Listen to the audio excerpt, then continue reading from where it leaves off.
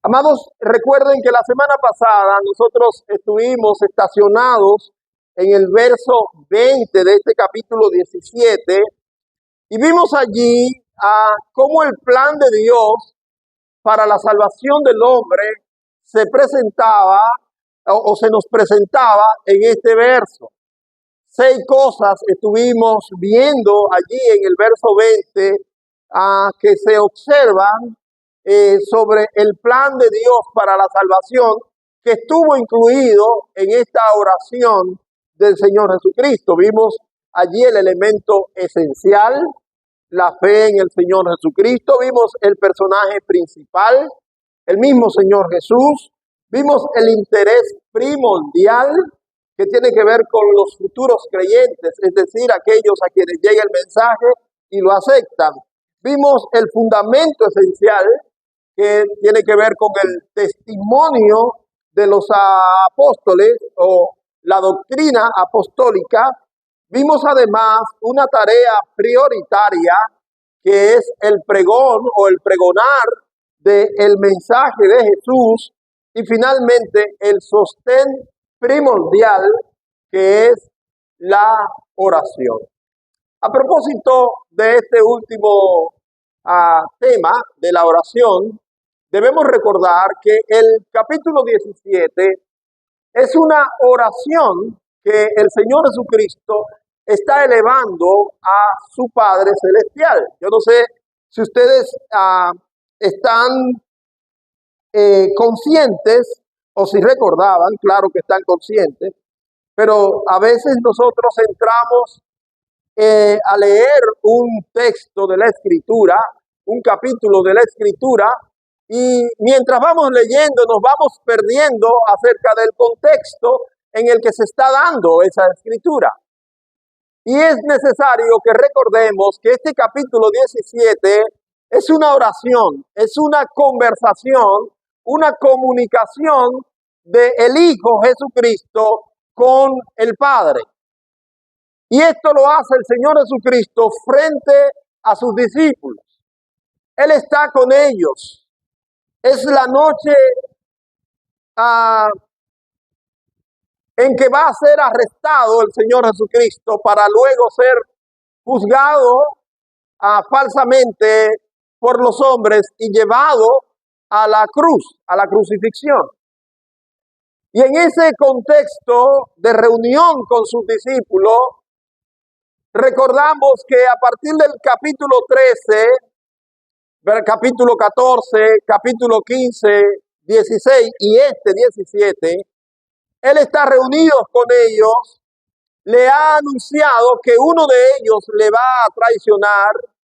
Judas sale de la reunión, los discípulos restantes creyeron que Judas, como era el hombre de las finanzas, iba a hacer algún pago relacionado con la reunión que ellos estaban sosteniendo en ese momento. Pero el Señor Jesucristo sabía, y Judas también lo sabía, que era el momento en que Judas iba a consumar su traición. Así que Judas sale y el Señor queda con los 11 discípulos.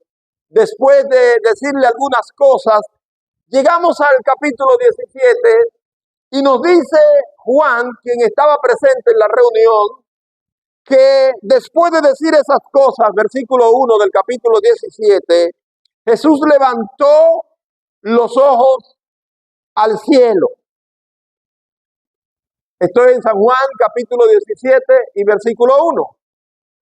Él está con ellos a la mesa, Él está conversando con ellos, les ha comunicado algunos asuntos que han de suceder en lo inmediato.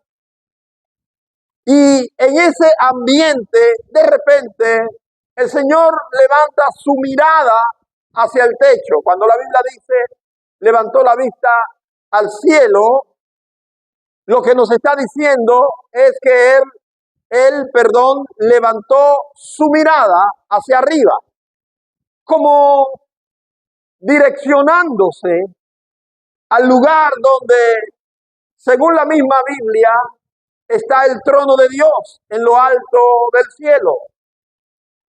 Es una conversación que él va a iniciar con el Padre Celestial. En algún momento el Señor entendió que la comunicación con los hombres ya era bastante, que ya él había conversado mucho con sus discípulos, con sus seguidores, había hablado con la multitud, había hablado con otras personas que interesados le habían buscado, pero en ese momento especial, el Señor entendió que era momento de hablar con el Padre y levantó sencillamente la mirada al cielo. No se apartó, no se fue a un rincón, no pidió permiso, sino que simplemente, conforme lo que vemos en la Escritura, estando con ellos, sentado a la mesa, elevó su mirada hacia arriba y comenzó a hablar con el Padre. Amados hermanos, yo no sé si usted esto le comunica algo, pero a mí esto sí me comunica que no hay un obstáculo, no hay una situación, no hay un instante, no hay un tiempo, ni hay una variedad de cosas que a nosotros nos pueda ocasionar algún impedimento para que cuando tengamos que hablar con nuestro Padre Celestial, lo hagamos. Podemos hablar con Dios en cualquier lugar que estemos, acompañado de cualquier persona que nos acompañe. Siempre tenemos la oportunidad de hablar con nuestro Dios. En este sentido, Jesús es un maestro modelo de la oración. Si usted está buscando un modelo de la oración, este modelo se encuentra en la persona de Jesús. Por algo dijimos que la semana pasada, ¿verdad? Dijimos que el personaje principal, ¿quién es? De la Biblia, todo lo que habla, todo lo que enseña, hacia donde nos dirige, es a la persona de Jesús. No hay otro personaje principal en la Biblia, no lo busque, ni tenga usted como pretexto estar buscando, hurgando para encontrar a alguien diferente a Jesús en la Biblia. La Biblia cuenta la historia de Jesús. Es el personaje principal. Él es el modelo. A propósito de ser el modelo de oración, vamos a ver a Jesús orando, cómo Jesús oraba. ¿Y qué podemos aprender acerca del Jesús que ora? Cuando nosotros leemos Mateo capítulo 14 y versículo 23, encontramos a Jesús orando, pero ¿en qué circunstancia? Dice la Biblia, Mateo 14, 23, despedida la multitud, subió al monte. ¿A qué subió al monte? A orar aparte, dice la Biblia.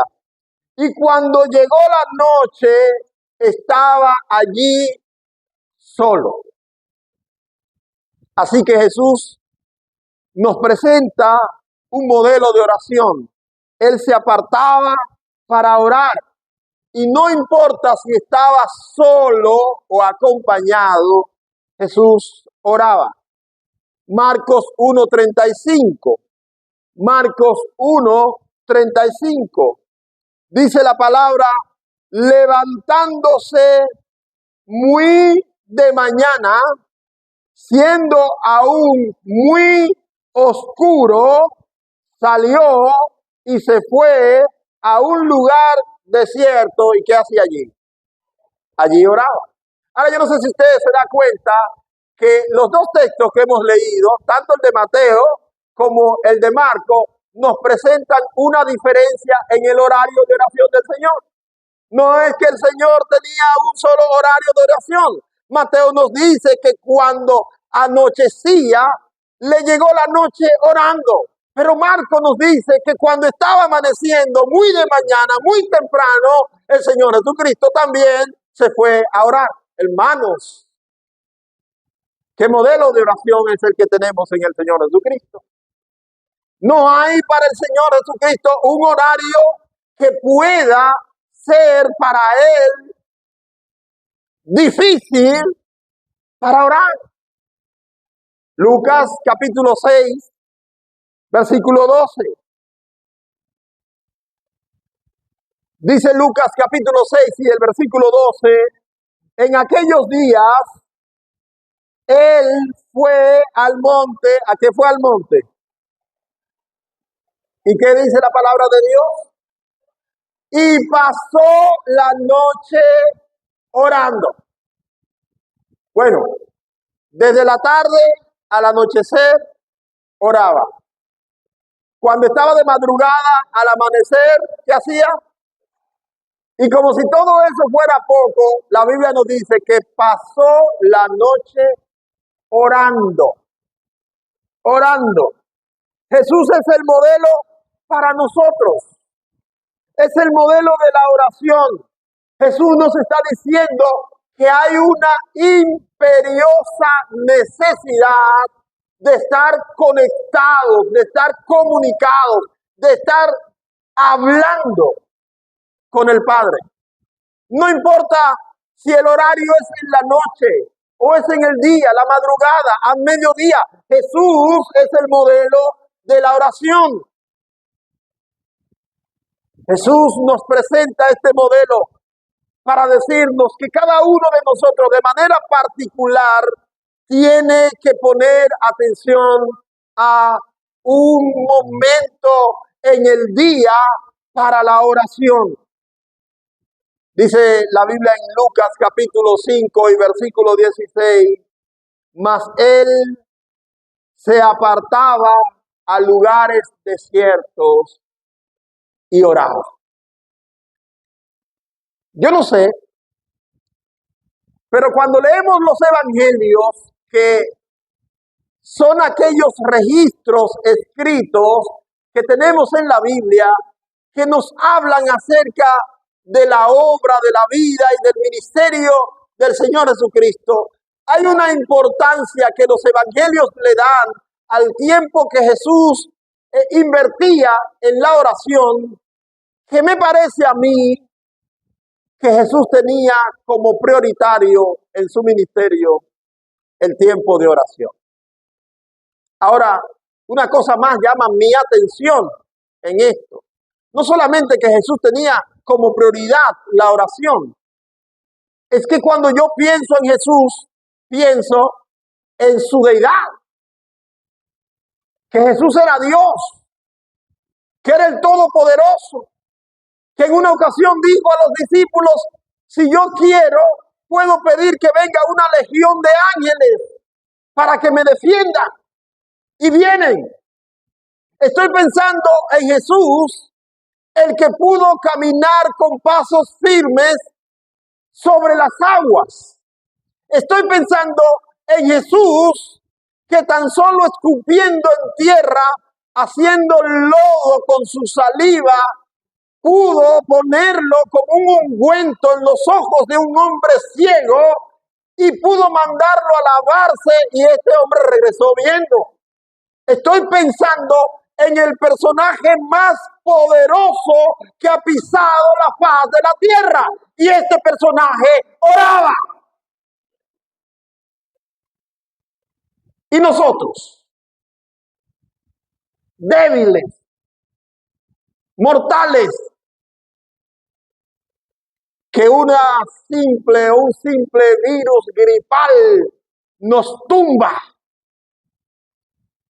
que un dolor de cabeza nos pone loco.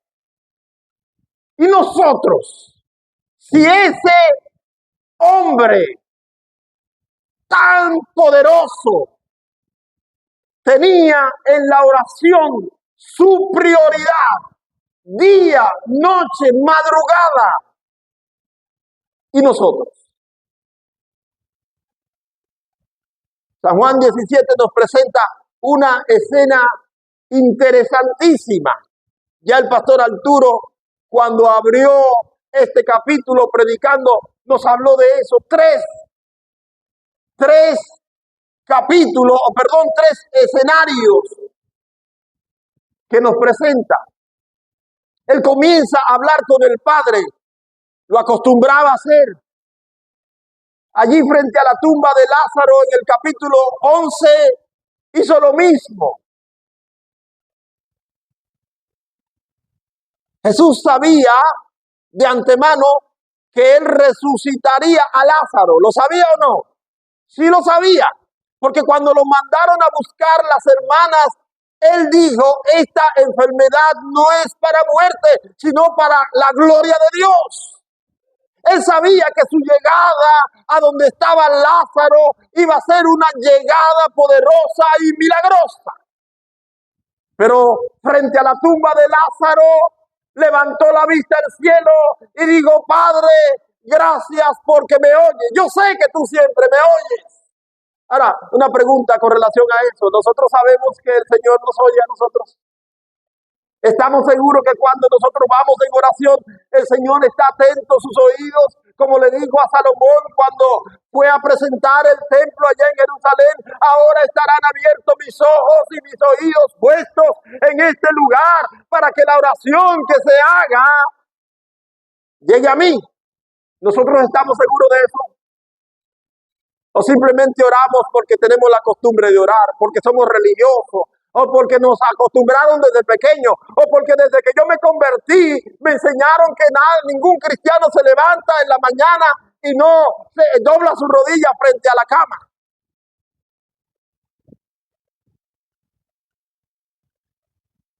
Una de las cosas que la iglesia tiene hoy que le hace mucho más daño es la tradición que hay en las iglesias. Hacer las cosas porque así lo hemos hecho desde siempre. Aunque no tenga razón de ser, lo hacemos porque así estamos acostumbrados a hacerlo. Eso se llama tradición. Y las cosas no deben ser hechas por tradición, sino que en la iglesia del Señor Jesucristo, las cosas que hacemos deben ser hechas por convicción. Convicción. Es pues la fe, la certeza de lo que se espera, la convicción de lo que no se ve. Y el apóstol Pablo dijo, porque por fe andamos. La vida del creyente debe ser una vida que se haga en la convicción. Cuando nosotros vamos de rodillas delante de Dios, no importa el lugar, no importa si es de rodillas, si es de pie, si es sentado, si es con el rostro inclinado o con la vista hacia arriba, debemos estar convencidos de que Dios nos oye. El Señor Jesucristo dijo, y tu Padre que ve en lo secreto, te recompensará en público. Es que detrás de esos ojos cerrados, de esa rodilla doblada, de esa vista a los cielos, de ese pararme de pie, no simplemente son las palabras que yo digo, sino que el Dios a quien yo le hablo está con sus oídos atentos, escuchando lo que yo estoy diciendo. Estoy convencido de eso, aunque pueda ser ridículo para la mayoría de la gente que esté ahí. Es mi convicción la que me lleva a hacer lo que hago. Es que yo estoy convencido. Cuando a Lutero se le llamó allí en aquel juicio de la dieta de Worms para que negara la fe, él convencido dijo, lo he analizado y lo he pensado. Y yo no puedo negar algo de lo que yo estoy convencido. Si ustedes quieren excomulgarme, si quieren escarcelarme, si quieren matarme, puedan hacerlo, pero moriré convencido de lo que creo. Es pues la fe, la certeza de lo que se espera, la convicción de lo que no se ve.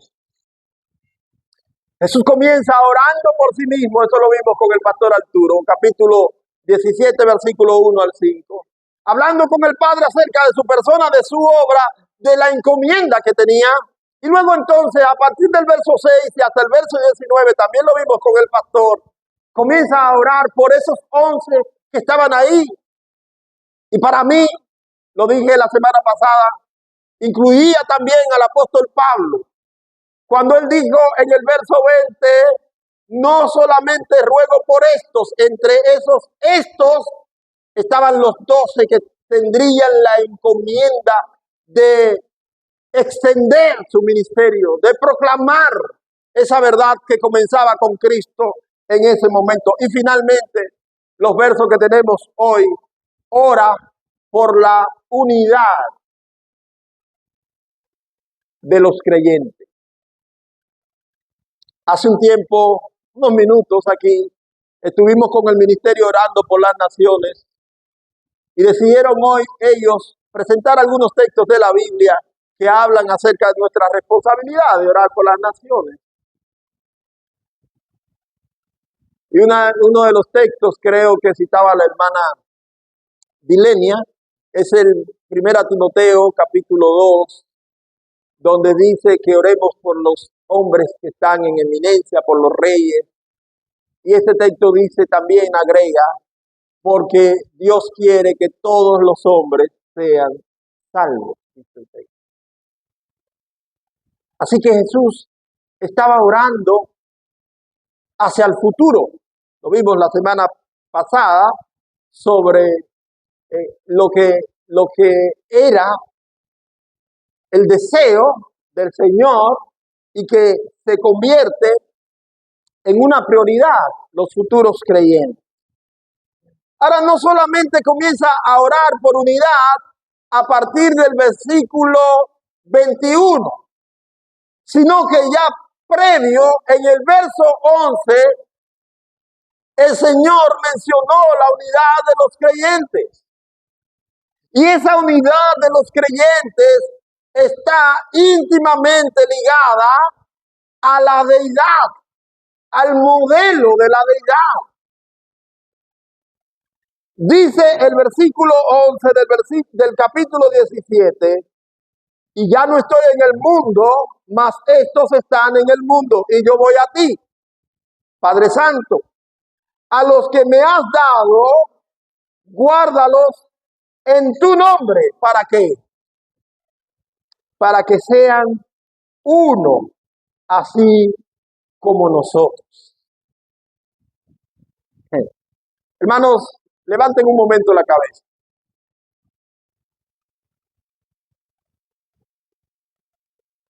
Pensemos un poco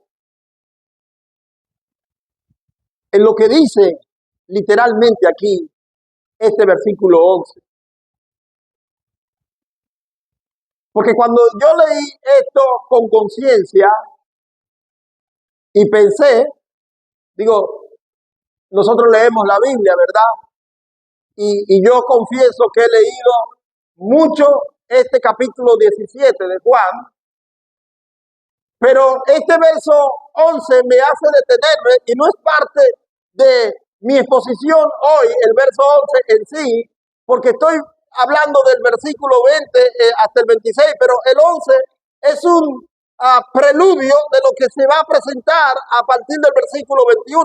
Pero noten que Jesús ora para que los discípulos suyos, sus seguidores, sean uno, pero el modelo de la unidad que presenta es la unidad de la Trinidad.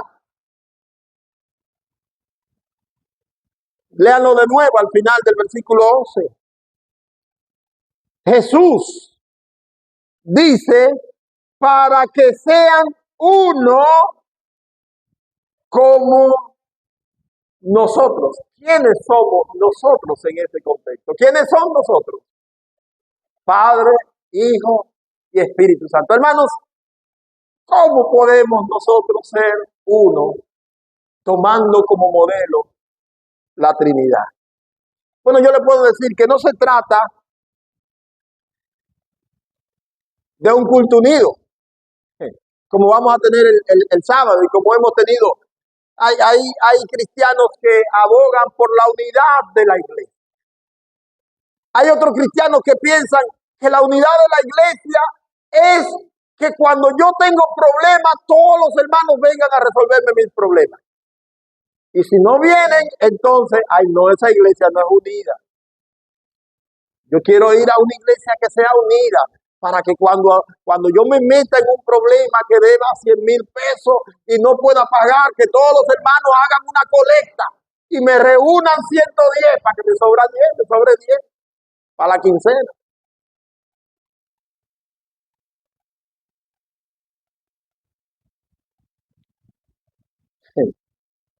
Así como nosotros. Y otra vez,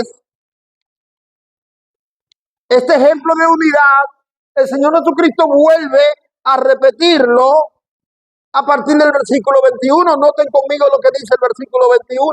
Para que todos sean uno, ¿cómo? Como tú, oh Padre, ¿en dónde? En mí y yo en ti. Jesús está diciendo, para que ellos sean uno, como nosotros somos.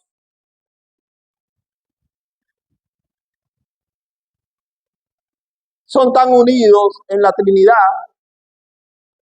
que desde la creación hasta hoy, y será así por la eternidad, no ha habido contradicción entre las tres personas de la Trinidad. Ellos crearon todo este universo que hay, lo crearon juntos. Ellos crearon al hombre juntos.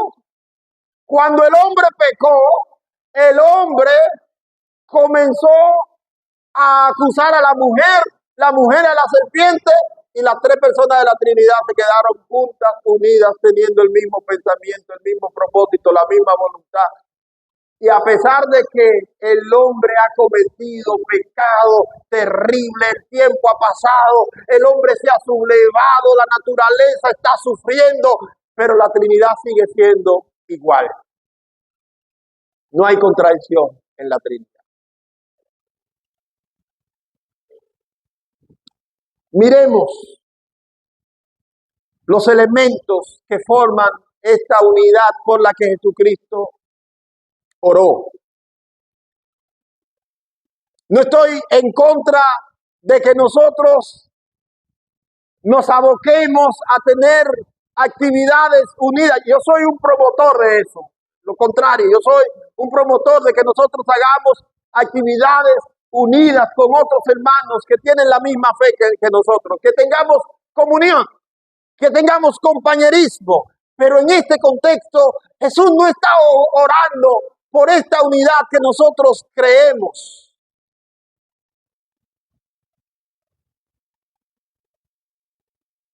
La unidad por la que Jesucristo está orando es una unidad más profunda, tiene que ver con lo que nosotros somos en verdad. Con lo que nosotros somos en verdad. ¿Qué somos nosotros? Usted sabe que la palabra seguidor de Cristo significa andar en los mismos pasos que Jesús anduvo. Es decir, portarse de la misma manera que Jesús se portó. Creer las mismas cosas que Jesús creyó. Actuar de la misma manera que Jesús actuó. Tener la misma actitud frente a las cosas, con la misma actitud que Jesús reaccionó frente a las cosas. Eso es seguidor de Jesús. La palabra cristiano originalmente no fue cristiano, sino pequeños cristos. El cristiano no era una denominación, no era ¿cómo se llama? Una coletilla que le ponían a los que iban a una iglesia, sino que era una identidad de aquellos que se comportaban según el predicamento del Señor Jesucristo. Versículo 21. Para que todos sean uno, como tú, oh Padre, en mí y yo en ti. Que también ellos sean uno. ¿Uno en qué? En nosotros. Usted sabe que ese es un diálogo entre Jesús y el Padre. Para que ellos sean uno en nosotros. Versículo 23. yo en ellos y tú en mí, para que sean perfectos en unidad. Versículo 25. Padre justo, el mundo no te ha conocido, pero dice Jesús, yo te he conocido. Y estos han conocido que tú me enviaste. Versículo 26. Les he dado a conocer tu nombre y lo daré a conocer aún para que el amor con que me has amado esté en ellos y yo en ellos. Ahora, hermanos, partiendo de ahí, veamos qué es lo que nos hace ser unos, estar unidos. ¿Por cuál unidad oró el Señor Jesucristo? El primer texto de la explicación de esta unidad lo encontramos en la primera carta a los Corintios, capítulo 12 y versículo 31.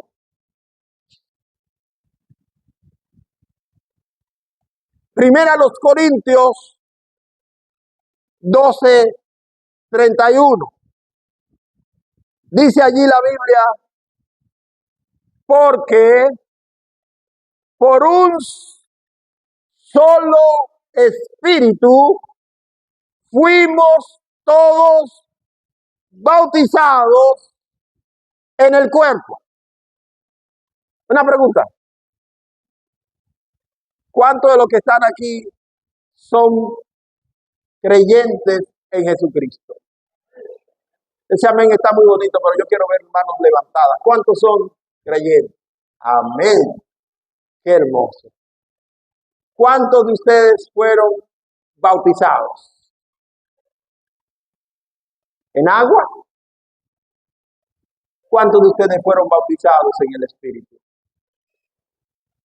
Algunas manos se quedaron abajo.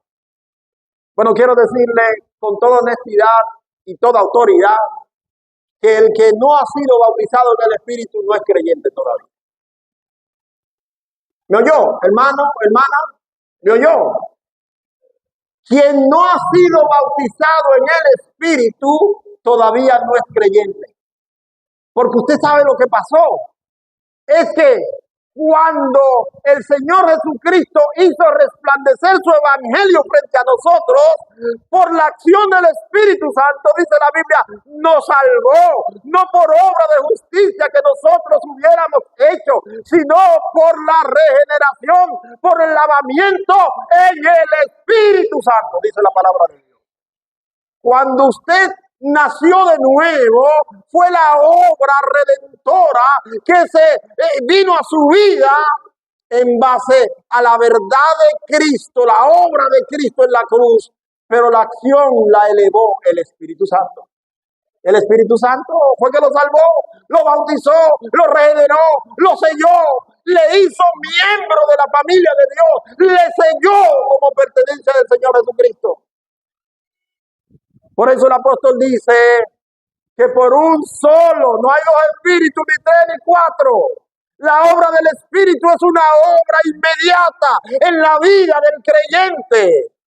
Que conociendo el Evangelio, dice el apóstol Pablo en Efesios capítulo 1 y versículo 13, y ustedes también, habiendo oído la palabra de verdad, el Evangelio de la salvación, dice la Biblia, fuisteis sellados con el Espíritu Santo de la promesa, que es la garantía de lo que nosotros esperamos en el Señor. Dice la Biblia, porque por un solo Espíritu fuimos todos bautizados en el cuerpo. ¿Por qué tiene la palabra cuerpo? ¿Por qué tiene la palabra cuerpo? Porque el cuerpo, aunque es uno, tiene muchos miembros.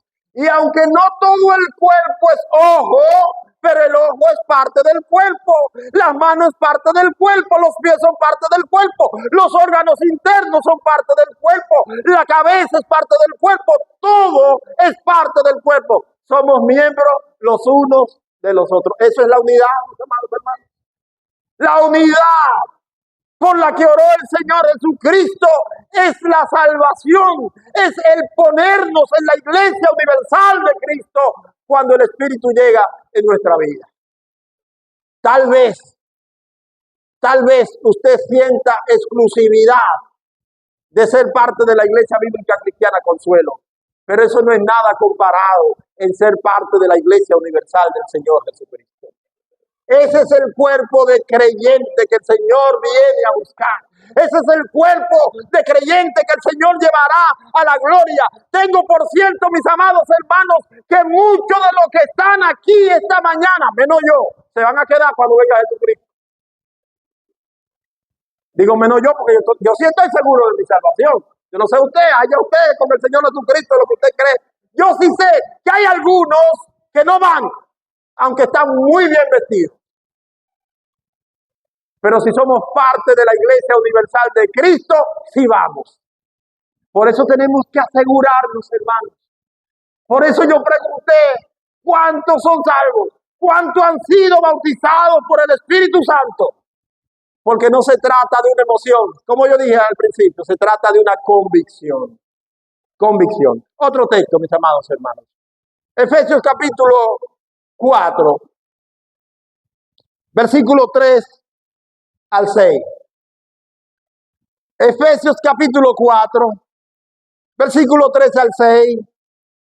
Solícitos en guardar la unidad de que, mis amados. Jesucristo está orando. Recuerden que en ese mismo contexto el Señor Jesucristo dijo, no los voy a dejar huérfanos, les voy a mandar un consolador. El consolador vendría, Él estará con ustedes, Él les guiará, Él les enseñará, Él estará con ustedes, el Espíritu Santo. Ahora Jesucristo está orando por la unidad. La unidad de la iglesia no puede darse en un contexto de exclusión del Espíritu Santo. La iglesia no puede estar unida dejando de lado al Espíritu Santo. Es el Espíritu Santo quien nos une. Es el Espíritu Santo quien hace la labor de unir a los hombres pecadores condenados en el pecado. Luego de hacer un acto de regeneración, de limpieza interna, de crear un nuevo corazón en el ser humano, entonces nos une a aquellos que ya son lavados. Solícitos en guardar la unidad, ¿de qué? Del Espíritu, en el vínculo de la paz. Y noten,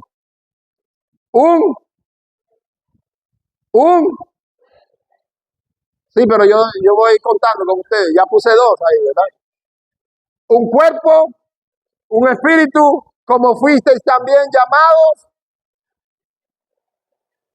Ok, ¿de qué está hablando el versículo 4? Noten que viene la palabra otra vez, cuerpo. Lo mismo que vimos allá en 1 Corintios capítulo 12, versículo 13.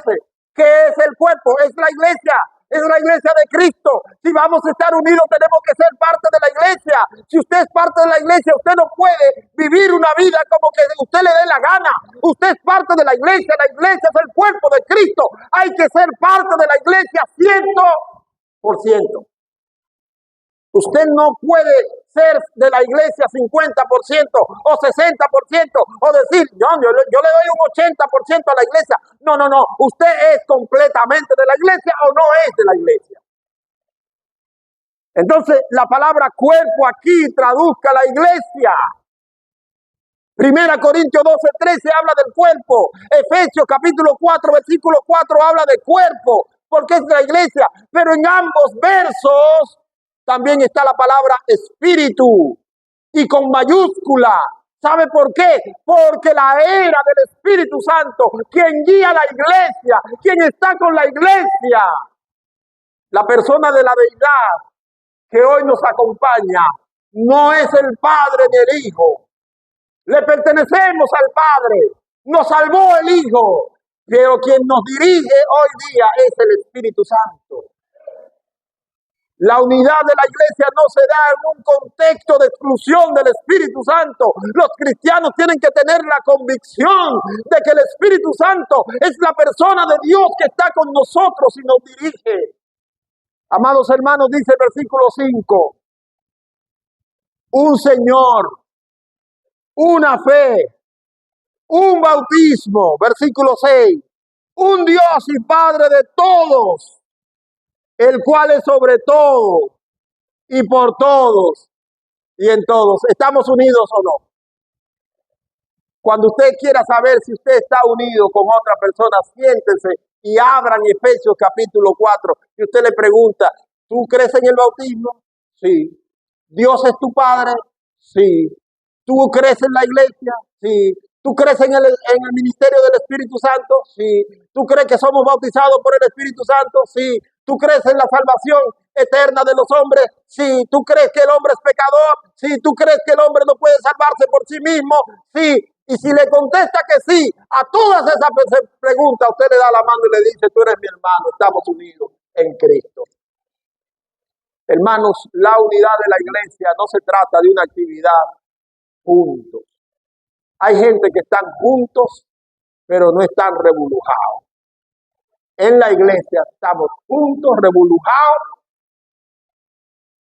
No sé. Yo no sé si usted quiere otra cosa, pero lo más importante es que todos estos elementos son parte de mi convicción. Si usted no está convencido de eso, tiene tiempo, porque Cristo no ha venido todavía. Arrodíllese, haga penitencia, ore de madrugada, levántese a las 4 de la mañana. En serio que estoy diciendo que haga penitencia, porque la Biblia habla de castigar al cuerpo, ¿verdad? Y dígale, Señor, yo estoy buscando de tu presencia. Permíteme la convicción de conocerte tal y como tú eres, porque yo quiero estar unido a la iglesia de Cristo. Qué cosa más hermosa que Jesús se tomara precisamente el tiempo previo a irse a la cruz para orar por estas cosas. Piense, mi amado hermano, que Jesús oró por usted y por los hermanos que nos acompañan en esta carrera que llevamos hasta el cielo. No menospreciemos la verdad que Dios nos revela en las Escrituras. No tomemos como poco las cosas que Dios da como importante. Si en el tiempo previo a su crucifixión el Señor se empeñó en hablar con el Padre y pedir por la unidad de los creyentes, esto es un asunto importante. Gracias al Señor por esa oración. Gracias por hacerme parte de esta unidad por la que Él oró. Yo le doy gracias al Señor, porque antes era un ignorante, pero ahora en Cristo, con la mente transformada por su Espíritu Santo, puedo entender cuán glorioso, cuán amable, cuán grande ha sido el Señor para conmigo. Si usted cree lo mismo, dele gloria al Señor. Alabe su nombre, porque lo que ha hecho el Señor con nosotros es maravilloso. Vamos a cerrar los ojos y vamos a orar a nuestro Dios.